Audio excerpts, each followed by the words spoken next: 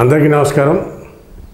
ఆంధ్రప్రదేశ్ రాజకీయాల్లో లెజిస్లేటివ్ కౌన్సిల్లో వైసీపీకి చాలా బలం ఉంది. ఆ బలాన్ని ఎలా తగ్గించాలి అని వ్యూహాత్మకంగా ఎత్తుగడేస్తుంది అధికార ఎన్డీఏ కూటమి, తెలుగుదేశం పార్టీ నాయకులు మరీ ముఖ్యంగా. అందులో భాగంగానే కూటమి అధికారంలోకి వచ్చిన తర్వాత 4 ఎమ్మెల్సీలు రాజీనామా చేశారు. ఈ 4లో కూడా గతంలో టీడీపీలో ఉన్నవాళ్లే, ఒకళ్ళు తప్పితే కడవ 4లో కూడా రాజీనామా చేసిన 4 కూడా పోతుల సునీత తెలుగుదేశంలో ఉన్నమ్మ ఎమ్మెల్సీగా చేసింది, ఎమ్మెల్యేగా పోటీ చేసి ఓడిపోయింది. కళ్యాణ్ చక్రవర్తి వాళ్ళ నాన్నగారు తెలుగుదేశం పార్టీలో దుర్గాప్రసాద్ మంత్రి చేశాడు, పార్టీలో ఎక్కువ కాలం పనిచేశాడు. అదే కర్రి పద్మశ్రీ, అదేవిధంగా జయమంగళ వెంకటరమణ కైకలూరు ఎమ్మెల్యేగా పనిచేశారు టీడీపీలో.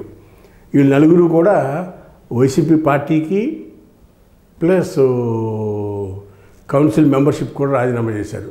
ఈ 4 రాజీనామాల్ని ఈ నేటి వరకు సుమారు 3 నెలలు పై చిలుకు అవుతామన్న స్పీకరు ఆమోదించాల. అలాంటి పరిస్థితుల్లో అనూహ్యంగా మర్రి రాజశేఖర్ చిలకలూరుపేట ఎక్స్ఎమ్మెల్యే వైసీపీలో జిల్లా పార్టీ ప్రెసిడెంట్ చేశాడు.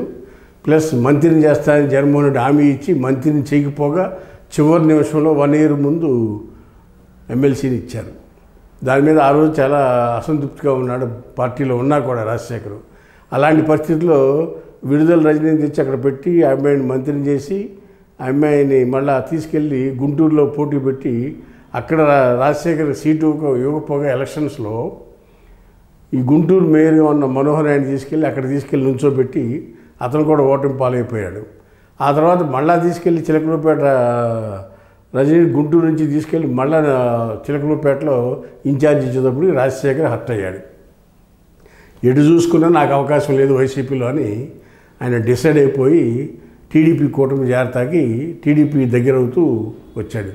దానికి అంతకుముందు ఎంపీగా లావు కృష్ణదేవరాయల ద్వారా టీడీపీ చంద్రబాబు నాయుడుతో మాట్లాడించుకుని తిరిగి పార్టీలోకి వస్తాను, నాకు మా ఎమ్మెల్సీ నాకు ఇవ్వమని మాట్లాడుకుని వాళ్ళ పార్టీకి రాజీనామా చేశాడు.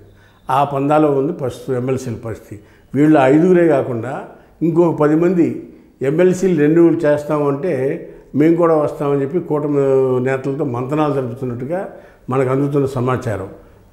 సహచరులు ఆల్రెడీ వెళ్ళిపోయారు రిజైన్ చేసి వైసీపీకి, మేము కూడా వెళ్ళిపోతామని కొంతమంది 10 మంది వరకు ఉన్నట్టుగా మనకు అందుతున్న సమాచారం. వేచి చూద్దాం, రాబోయే రోజుల్లో ఎంతమంది వైసీపీలో ఉంటారా, ఎంతమంది కూటమిలోకి వెళ్తారా అనేది క్వశ్చన్ మార్క్గా ఉంది. అయితే వీళ్ళందరికీ ఒకటే ఆలోచన, ఎప్పుడూ అధికార పార్టీలో ఉండాలి అనేది వాళ్ళ ఆలోచన. మా ఎమ్మెల్సీ మా రెన్యువల్ చేస్తే మేము మళ్ళీ తెలుగుదేశంలోకి వచ్చి తెలుగుదేశం జెండా పట్టుకుంటాము, చంద్రబాబు పవన్ కళ్యాణ్ జిందాబాద్ అంటాం అనేది ఈ ఎమ్మెల్సీల యొక్క ఆలోచనగా మనకు తెలుస్తుంది. ఇలా గోడ దూకుడు వ్యవహారం చేసి గోడ దూకుడు రాజకీయాలు చేసి ఎప్పుడూ అధికారం ఏ పార్టీలు ఉంటే ఆ పార్టీలోకి వెళ్ళే ఎమ్మెల్సీలని ప్రజలు యాక్సెప్ట్ చేయరు. ఎందుకంటే ఎమ్మెల్సీ అనగానే ఇది పెద్దల సభ, ఎంతో గౌరవ మర్యాదలుండి సమాజంలో సోషల్ సేవకులుగా పనిచేసిన వాళ్ళు, బాగా చదువుకున్న వాళ్ళు, సంఘ సేవకులు, ఇలాంటి వాళ్ళు ఈ సభలో ఉండేవారు గతంలో. అలాంటిది ఇవాళ రాజకీయ నాయకులు, రౌడీలు, మర్డర్లు చేసిన వాళ్ళే ఈ కౌన్సిల్లోకి వస్తూ ఉన్నారు. చాలా ఉదాహరణలు చూసాం మనం. హత్యా రాజకీయాలతో సంబంధం ఉన్న వ్యక్తులు కూడా ఇవాళ కౌన్సిల్లో మెంబర్లుగా ఉన్నారు. ఇలాంటి పరిస్థితి కౌన్సిల్కి పట్టింది. ఒకప్పుడు కౌన్సిల్ పెట్టిన ఉద్దేశం ఏంటి, ఎగువ సభ అని పిలువబడేవారు.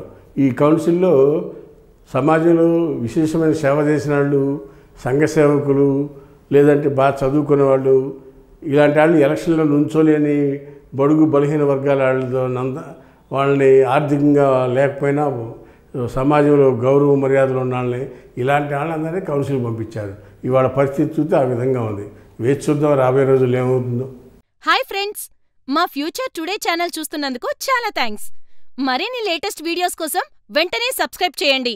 అలాగే ఈ బెల్ ని కూడా రింగ్ చేసేయండి. మా లేటెస్ట్ వీడియోస్ నోటిఫికేషన్స్ అన్నీ మీ మొబైల్లో వస్తాయి. మా వీడియోస్ మీకు నచ్చితే లైక్ చేయండి, షేర్ చేయండి, నచ్చకపోతే కామెంట్ చేయండి.